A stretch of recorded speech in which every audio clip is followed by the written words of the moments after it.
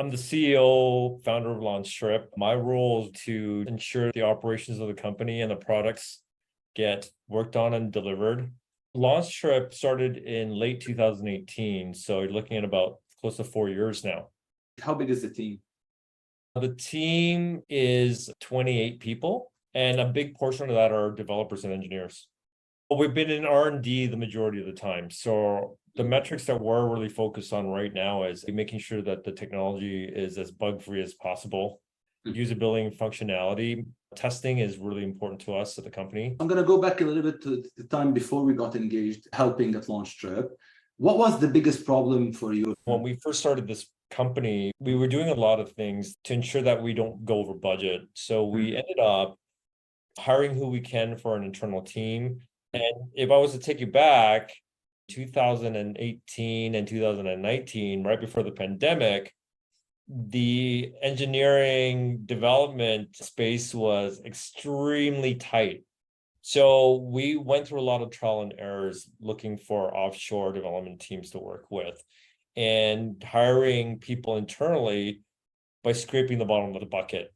One of the biggest challenge is my company integrates with two global distribution systems. These GDSs are really archaic, and to get them integrated with an innovative platform like LaunchTrips, it was a lot of handholding with the API team from the GDSs because they were working with really bloated old technology. So when you have mediocre engineers and a very slow and arduous API, it's really just a recipe for disaster. The two things had to change together simultaneously was to build a better internal team and push along that API team from the third parties to work more efficiently. And to throw on top of it, we didn't have an active CTO at the time at all. If you didn't solve this problem, what do you think would happen? Like, what would have been the implications? You and your team made a big difference and a really big impact when you stepped in and took over the integration of the Amadeus API. I hate to toot people's horns, but Shukri is you're a great CTO. And I think we went through a couple of CTOs before you came on board, but they really didn't do a very good job of making sure that our teams were integrated. And when you came along, you did a very good job of doing that with your internal team and getting the API team to get moving, to be more reactive to our needs and to step it up. The outcome is a faster integration, getting our internal developers to be much more operational, learning better methodologies. I can tell you right now that, and I still think about this, and I think about this all the time, is we have a couple of senior developers that we thought were senior, and they were arduously slow. And we were unfortunately at the mercy of these developers. And until your team came in, until you came in, if you didn't, I don't think we would have ever gotten that Amadeus GDS integrated anytime soon. What new activities did you start doing as a result of working with us? What was something that maybe you couldn't have done before that now you could do? It's a pretty simple answer to that too. We can actually make bookings. We can actually make connectivity to get inventory out of Amadeus's GDS. Prior to you guys, I recall that even on the front end, we weren't able to showcase more than 5-6 hotels at a time without it crashing because our senior dev that took care of that just was too slow and wasn't able to figure out the problems. And then shortly after that, you guys were able to unstick the inventory system to get that moving along. And then, we have a very complex split payment system. And I think you helped us, unstick that as well. So I think overall, you did a really wonderful job at making sure all the components work together and we actually have an application that works. And believe me, listen, this is not my first rodeo. Yeah. It's not like this is my first tech company or my first company. I built one of the biggest social mobile gaming platforms in the world, but travel is new to me and every single industry and space has its own challenges. Yeah. But I could tell you, this is coming from someone that isn't new or green at this by any means, is that working with you and your experience managing teams, that was a very big part of unsticking problems. As we know, technologists or developers and engineers are quirky people, and they Yeah. have to be corralled, they need to be managed, and they have to be streamlined to work efficiently. And I think that's where Shukri does a really good job of doing that.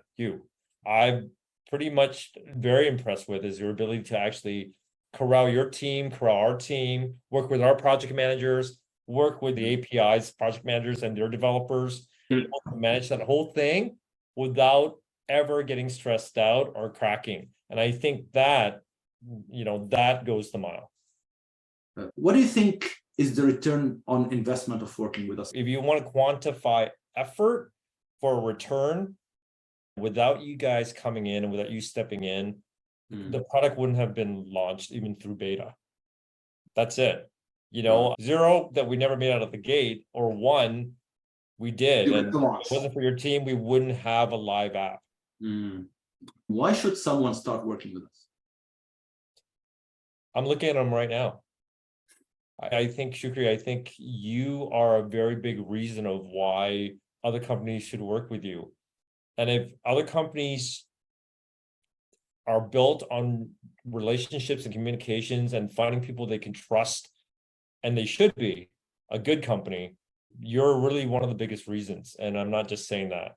I've worked with a lot of CTOs, I've worked with a lot of senior people that are very talented, but also very difficult to work with.